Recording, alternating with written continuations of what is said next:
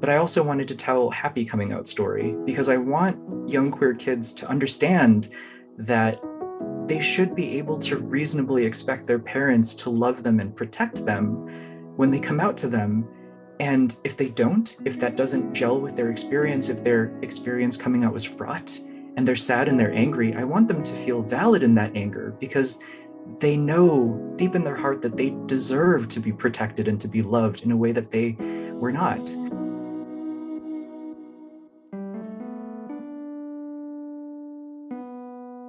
You're listening to the podcast Stories of the Vietnamese Boat People. Hi, I'm Tracy Nguyen Meng, and welcome back.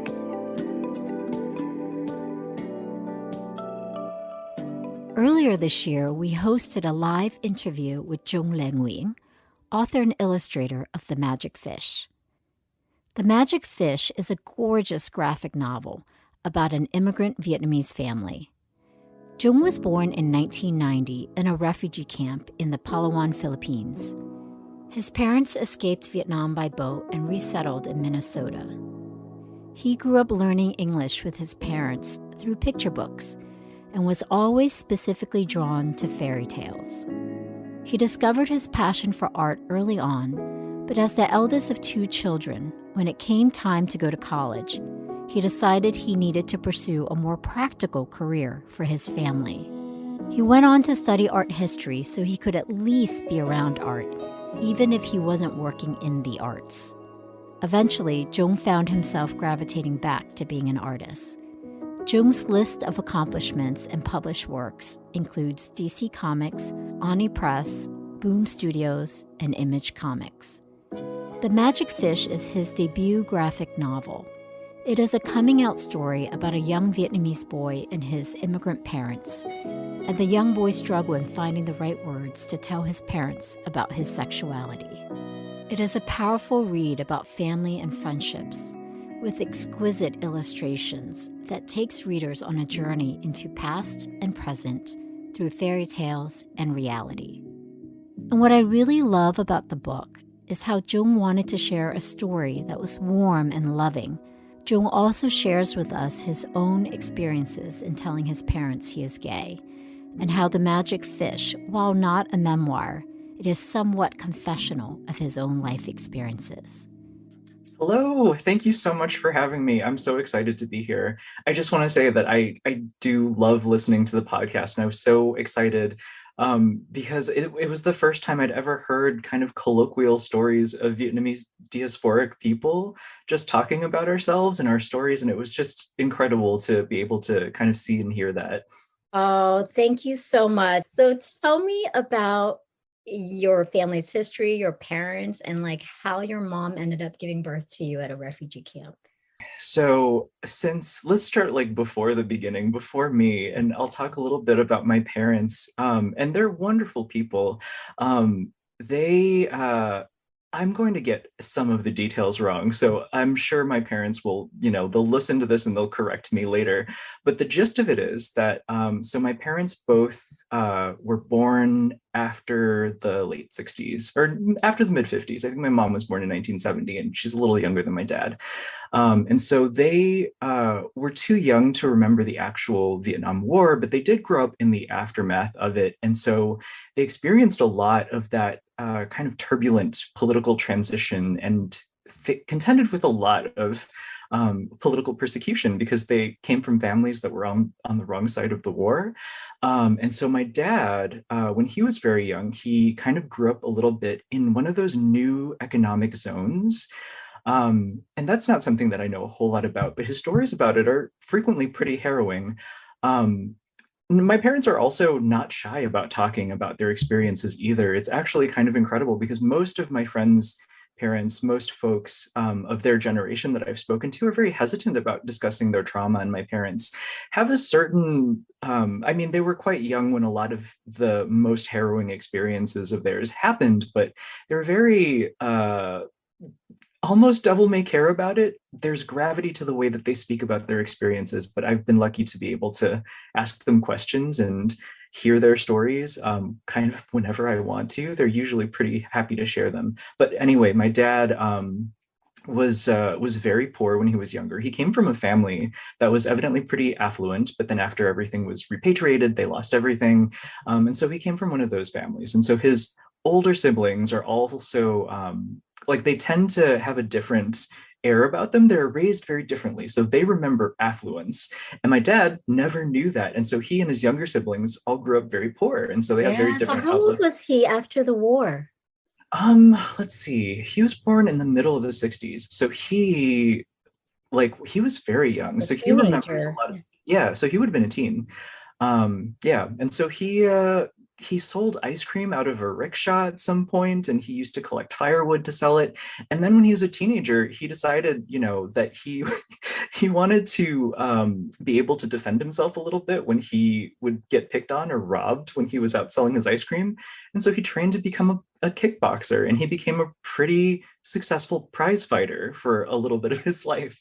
And he and my mother met because my mother is from Nhiachang, and her neighborhood, I remember her telling me that the reason why she wanted to get into martial arts, which was how she met my father, was because she witnessed so much domestic violence where she was living because conditions were so terrible, family structures were really insecure, and so patriarchy became very, very toxic. And so she would see her classmates come home with bruises all over their bodies, and she would just kind of understand that this was the way that everyone around her was growing up. And so to her teenage mind, she was like, I'm going to take matters into my own hands. I'm going to learn kickboxing. So if ever, a man decides that he is going to not respect my boundaries, I'm going to have a means to defend myself. And she did very well, and she impressed my father, and they started dating. And very shortly thereafter, they shoved off from a shore in Nhiachang and wound up in the Philippines together. Oh my gosh. So did they go just them? Yes, so they tried to leave a couple of times. The first time was unsuccessful, and so they both were incarcerated for a little while separately. And then the second time was successful, and they brought my mom's younger sister with them. Sounds like your mom was already very progressive. Yeah, I mean, I think she was just very, very practical. It's difficult to describe them ideologically because they're very materially like oriented in terms of, and not, I don't mean to say that they're materialistic. They're not really. They're just very practical, kind of feet on the ground. This is what my circumstances are, sort of people, and so they problem solve things from that perspective all of the time. So they did wind up just on a very practical level being kind of progressive. And so did they leave by boat? They did, yes. I think it was actually my grandfather's fishing boat because he was a nurse serving the Americans during the war. And then he became a fisherman afterward, and they used his boat. And then did the rest of the family eventually come over, or did some of them stay behind? A lot of my dad's side remained in Vietnam, and some of his brothers emigrated over as well, but we still have some family in Vietnam. My mother's sisters, and so my dad has mostly brothers. He was one of, oh my gosh, I don't even remember how many uncles and aunts I have on that side. But I think there are 16 still alive today. Yeah, he came from a huge family, and my mother had three sisters. And so when I was growing up, I honestly thought that dads only had brothers and mothers only had sisters for the longest time. It was very embarrassing. Oh my God, 16 boys is like a little army. Yeah, it is like a little army, and it's like a little village, and they all have just complicated histories with each other. Yeah, and so my mother's oldest sister wound up immigrating to Japan, and so she lives there now.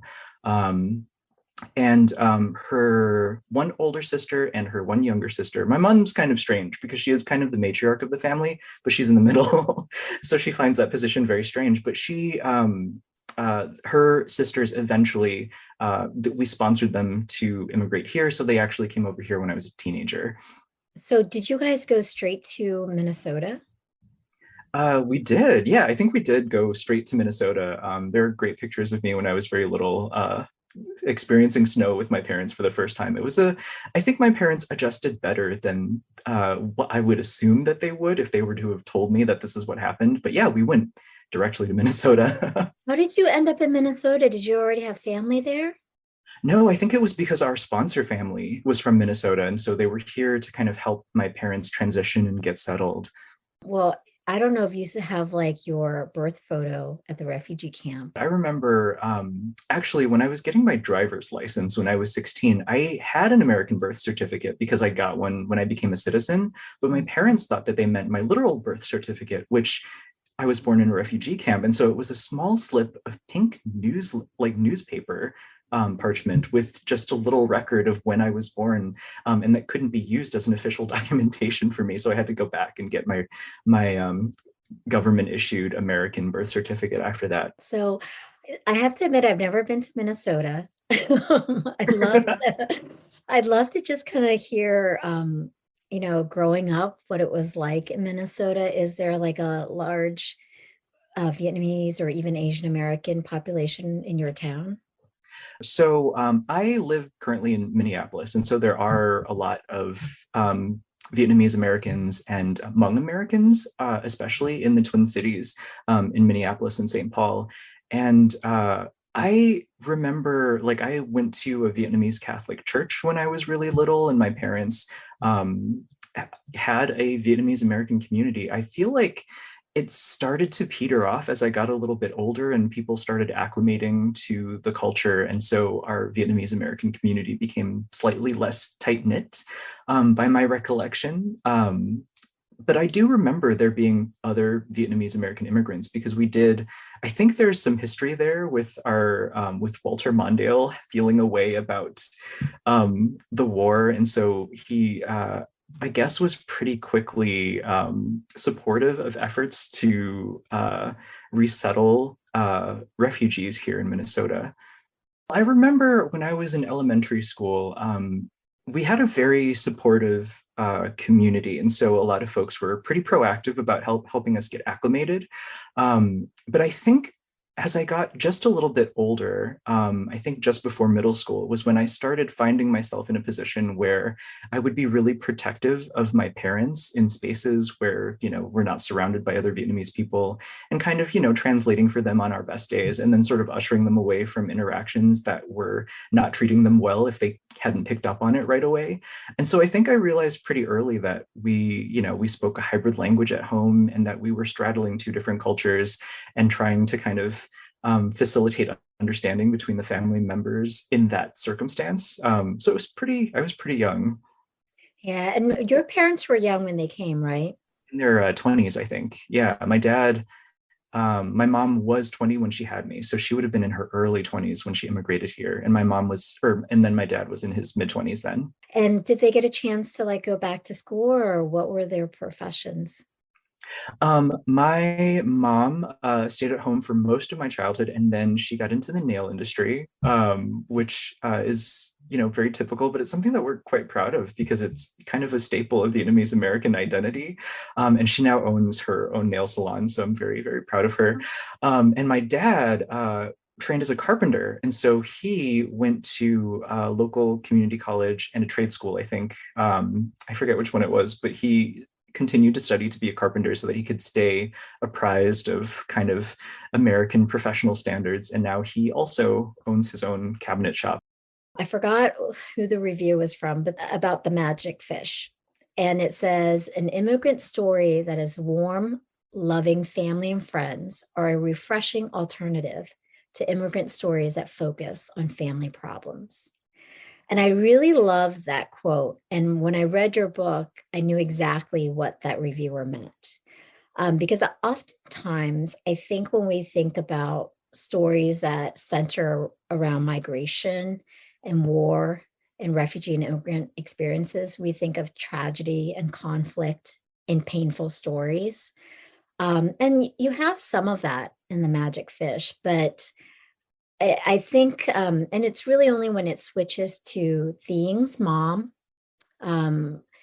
but really there's so much love and support in the book, among Thing's friends and his family. And Thing is the main character for the audience who haven't read the book yet.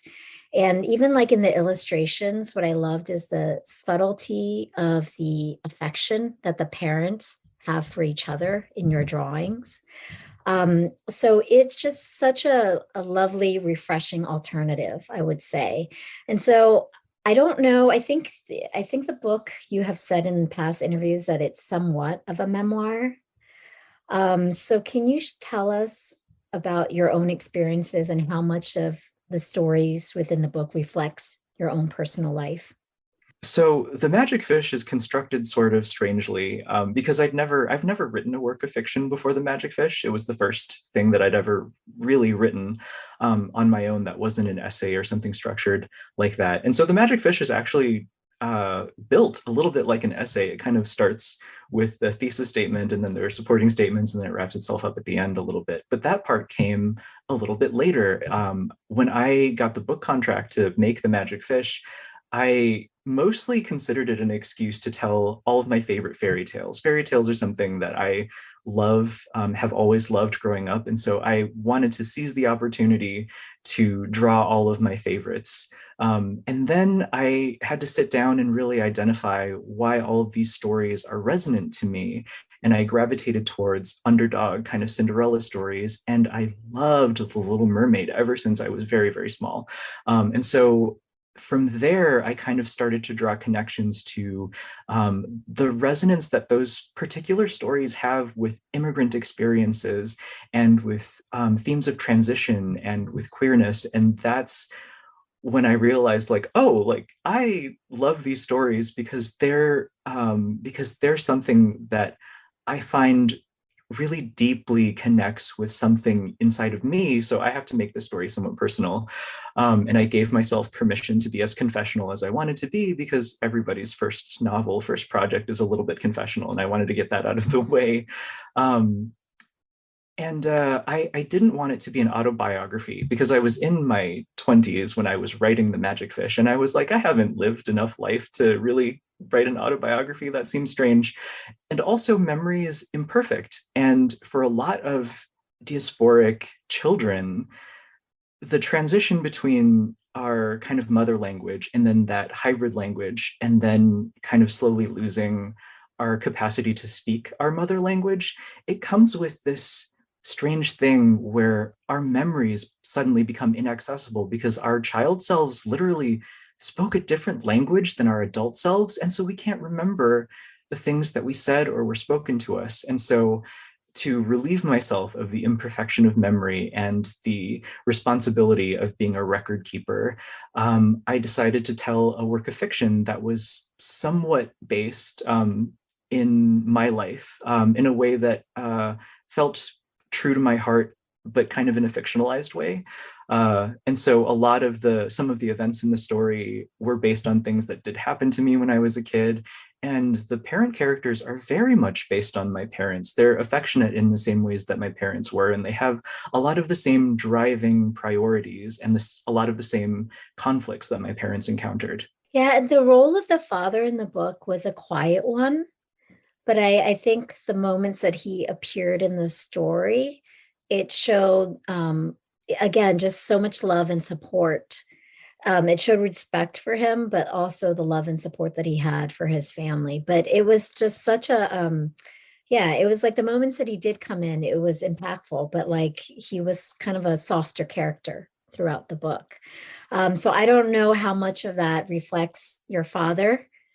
Go It ahead. does. My dad, I mean, for being someone who's like, he's a very masculine man's man sort of person, and he's very physically imposing. He is in his late 50s now, and he's still incredibly strong. Like, he still exercises the same way that he did when he was still a prize fighter. And growing up, he was always very, very protective. And one of the things that I love about him is that he makes adjustments when you request it of him. I remember being 10 years old and I told my dad, hey, I wish that you told me and my brother that you loved me out loud more often. And he has said that to us pretty much every day that we've spent time together ever since, because he realized that that was something that was important to us. But one aspect of that character kind of being very understated in the book is that I remember the ways that my dad would express affection without words when we were much younger. And I wanted to carry that through. And I wanted to make sure that my dad knew that, now as an adult, in retrospect, in hindsight, I appreciate that about him. Oh, and that is so rare, I think, in our culture. I mean, I have a lot of male figures in my family, and I think it's only recent that they've been more communicative and affectionate, but definitely growing up, it was not that at all. And speaking of your dad, I think when we connected a couple of weeks ago, you had mentioned he only recently read your book. Yeah, yes. He only very recently read my book. So why is that? Because it's been out for over 2 years, right? Yeah. Well, I mean, I think a part of it is just that my parents don't really like to read. Their relationship to literacy is different than mine. Because when I grew up here, they really encouraged me to read, and so that I could be very well grounded in American culture and, have a positive relationship with learning so that I could get good grades and get into a good school and get a good job, all that sort of stuff. But when they were young, they didn't have time to develop a relationship with reading that was entertainment, that was positive. They basically only read in school. And then for most of their young adulthoods, they were struggling and they were making decisions that most people never They would didn't have encounter or time to read, face. probably, right? Exactly. Reading is Yeah, almost like a luxury, I think. absolutely. Yeah, so it took them a little while to get around to reading it. But I think also they're just very busy people. They're both small business owners, so I didn't expect them to. I never pushed them to read it. They knew that I had a project that was out in the world, and then they finally got around to reading it, I think, because one of my relatives or one of my parents' friends read it and they were like, "This is actually very good. You should look at this." I would love to just kind of like meet them one day, because just hearing you describe them, they sound like such a sweet couple. So tell me about like the making of the Magic Fish, because you had mentioned kind of like what you thought your first book would be. So I guess one is, have you always knew you had a love for art? And then at what point did you want to become a novelist? Okay, so when I was growing up, I was very aware of my position as like the oldest child in an immigrant family, right? So I loved picture books because that was how my parents and I connected. We read on the same level, and so we would practice reading together, just like in the book. And I loved storybooks with beautiful, elaborate pictures, and a lot of the books that I chose were illustrated, I think, in like the 1920s and 30s. It was very all golden age of illustration. And then by the time I was in college, I sought those things out intentionally so that I could figure out what drew me to those things. But I'd always loved cartoons. I'd always loved comics. And I didn't think that it was an adult responsible thing to do to pursue it as a professional avenue. So I tried my very best not to pursue this. Was And so I that like went. your own personal pressure, or did you feel the Mhm. pressure around you? I did not feel any pressure from my parents. They truly wanted me to do whatever it was that I wanted. They were like, well, we're here now. You have the freedom to decide whatever it is that you want to do. We're going to support you no matter what. Just make sure that you can support yourself if we can't. And so I took that to mean like, I don't want to be a burden on my parents at all because they've already given me so much. So I'm going to go to a liberal arts university and get a well-rounded education. And they also gave me the most scholarship money. So I couldn't go to art school anyway because they didn't give me any scholarship money for it. So I went to a small liberal arts college called Hamlin University in St. Paul. And I decided that my compromise, and my parents didn't discourage me from the arts really, but my compromise in order to make sure that I got an adult job that my parents could describe to their friends was that I would work around art and not actually work in art, not actually make the art myself. So I studied art history and I did studio painting as well. And I got an internship at the Minnesota Historical Society to do dramaturgical research, but I lost that internship that summer because the, the Minnesota government shut down because they couldn't decide on a budget together. And so I was non-essential personnel, so I was let go. And I couldn't graduate without the internship, so I had to find another one. And between finding another internship and panicking about what my future was going to look like if I don't graduate, I started cartooning again and posting pictures of what I drew on the internet. And I started to get the attention of some other artists and editors. So, what came first, like the story or the images? Or I mean, like, what was the process? So, what came first originally was a series of images, and I really believed that I have no interest in writing fiction whatsoever, and so I was just like, I'm going to make these pieces for gallery shows or for book illustrations because I really like a book format. So they were Um, like standalones. You weren't necessarily yeah, threading them yet. Yes, I wasn't threading them yet at all. I just happened to like all of these different stories, and I made images that illustrated them, and then I wove them all together to kind of sell the book. And then I'm someone who considers myself to be. I used to consider myself to be a visually oriented person, and so the pictures technically came first. But by the time I got around to actually writing it, I realized that I'm someone who likes a lot of structure, and I couldn't envision what I wanted to draw until I'd actually written out the complete story. And so it went from being a picture first project to actually being a text first project for me. And that's how I work now. Wow. And was it hard though to make that flip to writing first? It really was. Because I'm the sort of person who really likes rules and structure. And Mhm. I realized that I didn't know what a comic book script looked like really before it became a graphic novel. And I'd worked with other writers and I'd read other people's scripts for shorter projects, but I didn't know how to organize a 200 some page graphic novel. And so that was a huge learning curve for me. I asked for script samples from a bunch of different writers and they all gave me completely different looking things. And then I realized I had to just make up the rules on my own and I had to get really comfortable with that. And yeah, and so after I got over that learning curve, everything else went fairly smoothly for me. So, and I wanted to ask the three fairy tales that you chose to have in your book. So one was like a version of The Little Mermaid. The other one was a version that I actually had never heard of Cinderella. And what was the third one? Thumbcam. Thumbgam? Mhm. Okay. So for the fairy tales that I chose, I had always wanted to illustrate um, Thumb Cam, the Vietnamese version of Cinderella.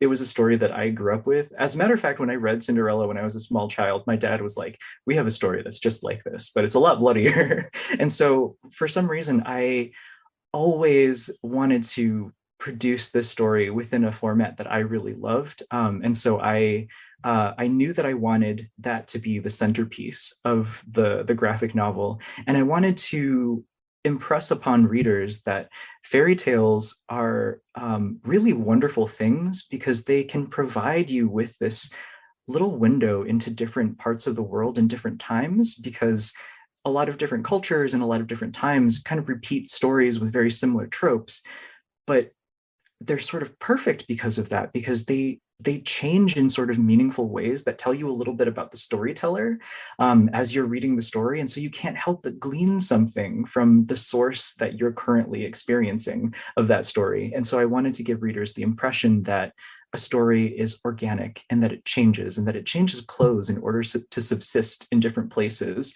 just like people do, just like immigrants do. And that was part of that kind of visual thesis of those two kind of Cinderella stories.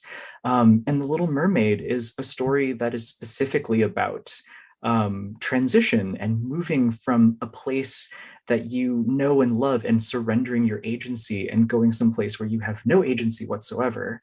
So so that's kind of the impetus for those three stories winding up in the book in that way.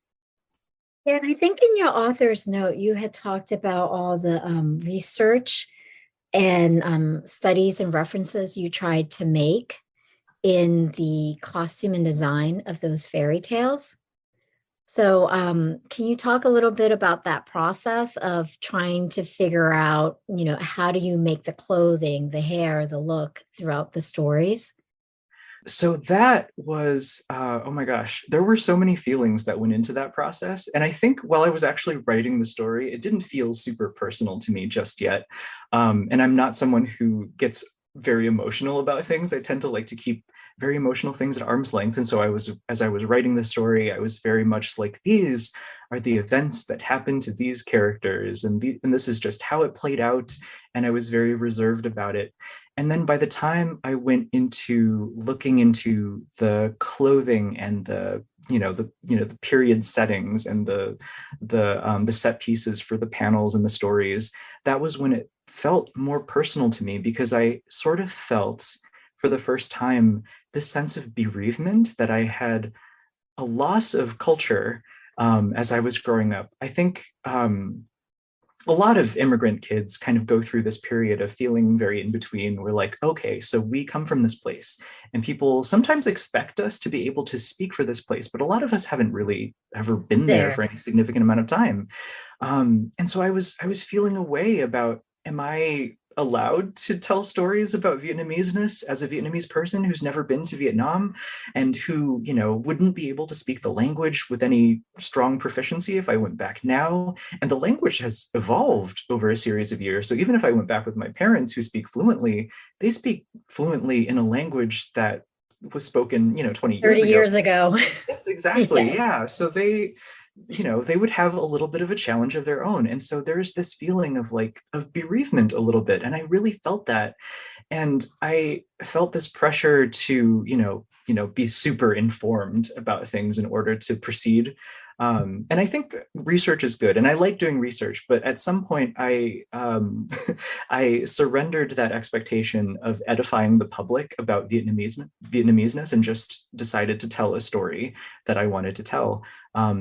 And starting with designing the costumes, I learned so much about the histories of why things visually exist the way that they do in our popular imaginations. And I loved that. And it started, actually, I told Thien's story first. And so that kind of Western Cinderella story, I learned about, austerity measures that were taking place during wars. And so the ways that we envision the princess dress today is kind of like this Disneyfied version of this dress, where after the world wars, designers were suddenly allowed to use reams of fabric before that used to be allocated for the war effort, to make parachutes and to make uniforms and that sort of thing. And so suddenly fabrics became luxurious. And that's why, Western fairy tale princesses look the way that they do in the Western popular imagination. And that was fun for me. And then I started to do research on the Vietnamese Cinderella story. And I realized that, so the story ostensibly takes place in ancient Vietnam, and I didn't know what that looks like. And I actually didn't know what an essential Vietnamese culture was.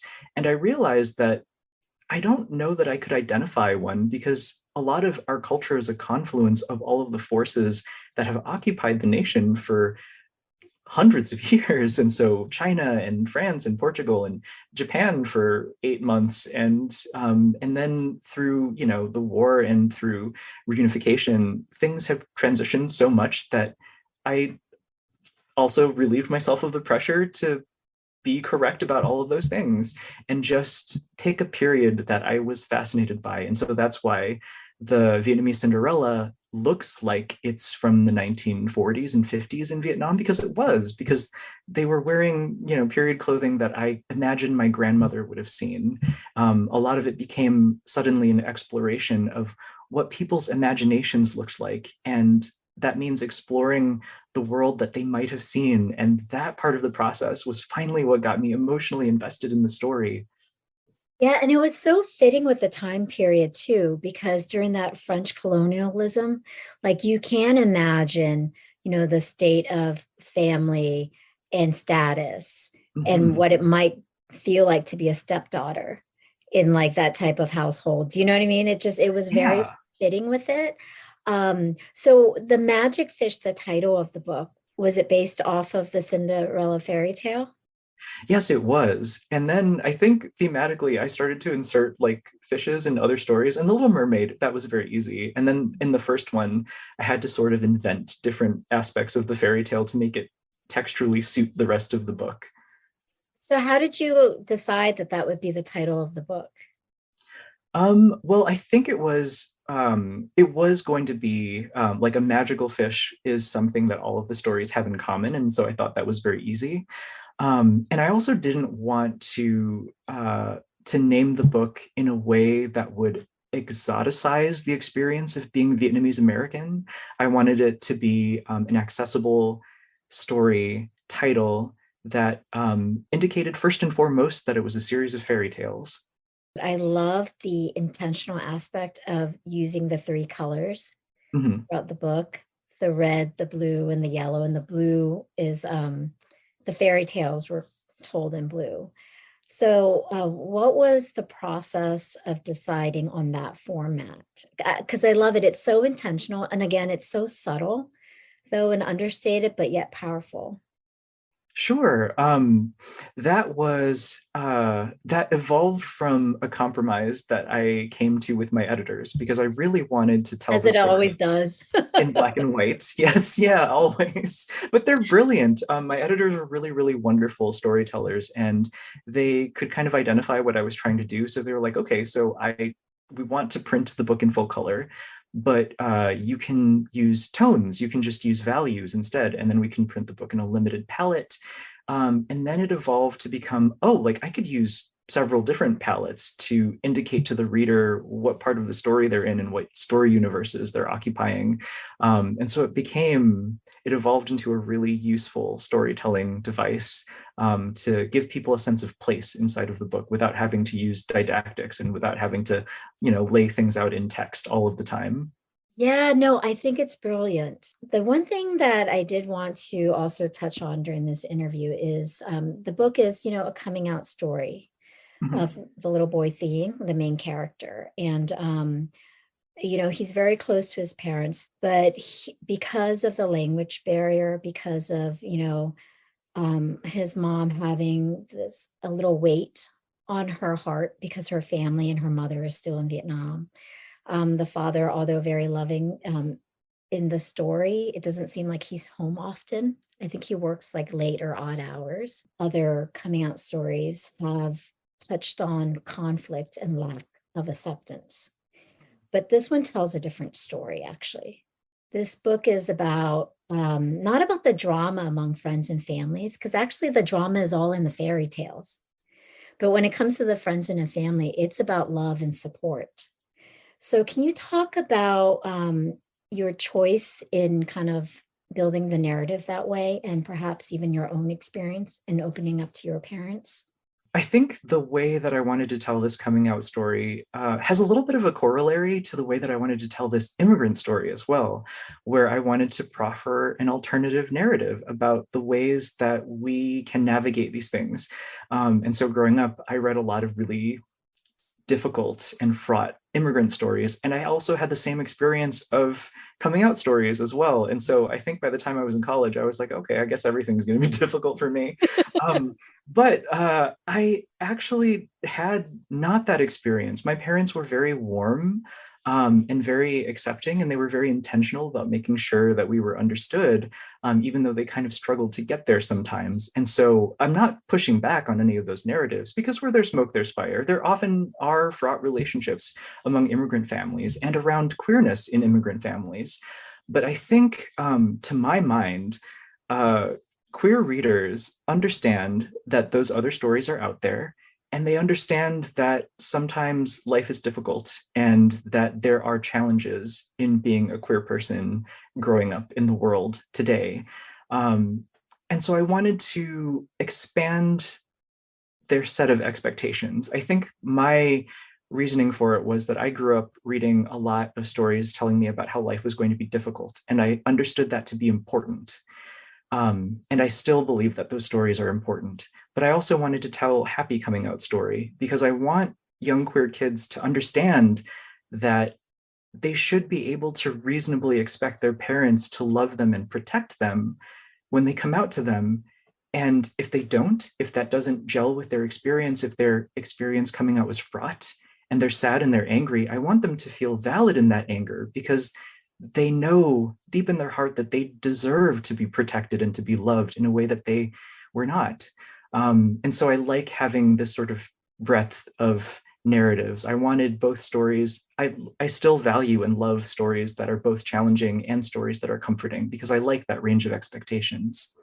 I love that. You're setting an expectation that it should be accepted and embraced. Yeah, and it's And definitely based on my experience with my parents as well, because they were incredible when I came out to them, and I had no idea that they were going to be so supportive. I really was entirely in the dark about what their position was on that when I was a kid.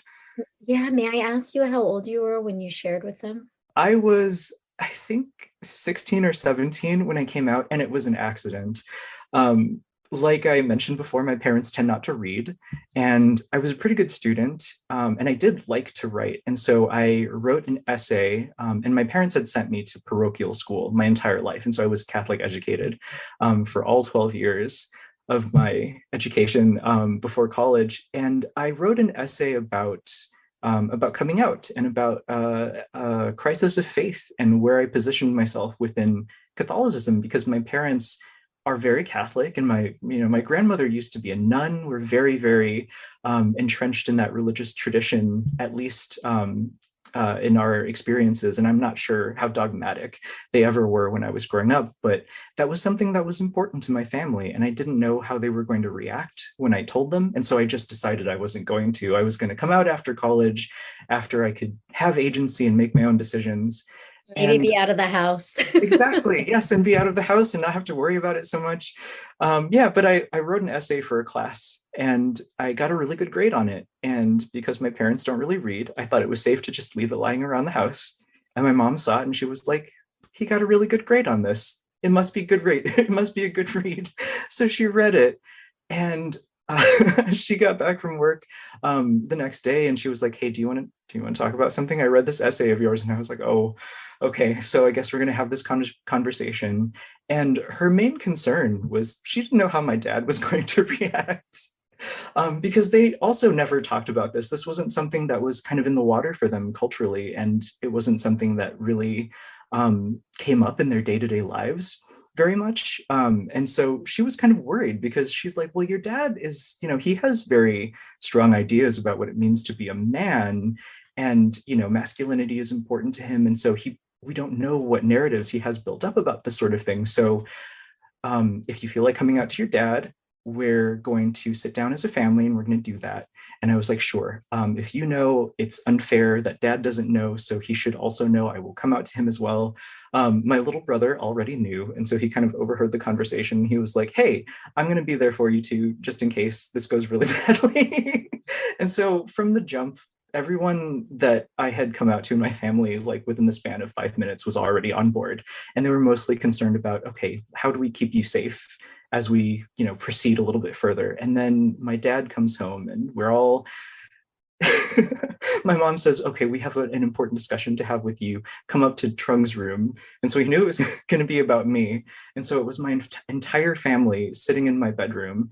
And I remember it going very quiet, and I made eye contact with my little brother, and he was like, "You got this." And I was like, "Thank you, kid." He was like 12 or 13 at the Oh. time.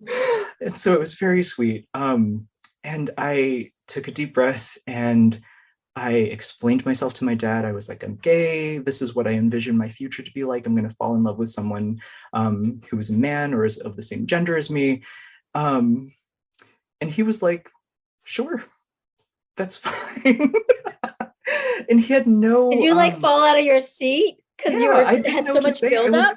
I was completely stunned, because we had all built up in our heads that my dad's reaction to this might be totally unpredictable, but none of us saw this particular reaction coming. And then the aftermath was that he sort of realized that my life was going to be more difficult than he thought it was going to be. And so then he became very worried about my safety, but that was sort of the extent of any concerns that he had about my life. He was just very happy to be included within this kind of family dialogue. And it was just it was a really wonderful moment for me and for my family. And we'd always been pretty close, but that was kind of what cemented it, where I realized that, as a young queer person, I didn't have to imagine a life where I would have to make it on my own just in case my coming out goes horribly sideways. My parents were just there for me because that's what they felt their role as parents needed to be. Oh, and we're getting so many comments, by the way, in the chat. I mean, it is so heartwarming. And I love the fact that you said, you wanted to write a positive experience because that is the type of expectation we should be setting. Because that's so true, whether or not that's reality yet, that is what we should be living up to. And it's, what advice might you have for other parents? Like, what are some specific things that they can do to create a positive experience for their children? Because I think it's, especially in our culture, by the way, it's hard enough to confront our parents on any topic, right? Yes. We just live in a culture where, it's very much respect your elders, don't cross boundaries. And I mean, maybe less so now in our generation, but it still exists, right? I think most broadly, I want them to try. And I think The Magic Fish is about a parent who tries and someone who really doesn't understand, the language or the dialogue. And I think that's something that everyone can relate to at all times, because our language and the ways that we describe ourselves, no matter what language we're speaking, shifts culturally. It starts to, certain words develop some baggage, and then over time the baggage goes away or it comes back in a different way. And so the ways that we describe ourselves, especially among queer people, it changes all of the time. And so anyone at any point in time could be using language that might need some adjustment. And so being unafraid of getting things wrong as long as you try is always a great first step. And then kind of making room to make adjustments. I think making sure that your kid understands that you are listening to them and that you can change in small ways to sort of make home a little warmer for them is important for them to know. And I think I was less nervous about coming out to my dad because I remembered, that moment when I was 10 where I simply asked my dad to tell me that he loves me out loud. And then he did it. It gave me the impression that my parents pay attention to me and that they're, and that the things that I want from them and the ways that I want my life to look actually matter to them. And that's always really wonderful. It's such a simple thing, but I'm sure it's very complicated and it varies from family to family. But just making sure that your kid knows that you hear them is a great start. Oh, that's great advice. And Jung's mom and dad, if you're out there, oh my gosh, we love you already. You're great people. You did good. I'll make them listen to this episode and I'm sure they'll be very flattered. To explore more of Jung's work, visit his website at trungles.com or follow our Instagram page at Vietnamese Boat People and look for details under episode number 41. And a shout out to Matt Young for editing support on this episode.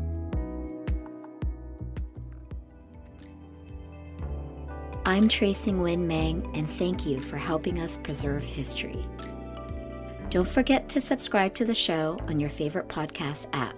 And please, take a moment to rate us and provide us feedback. And if you have a story to share, contact us at stories@vietnameseboatpeople.org.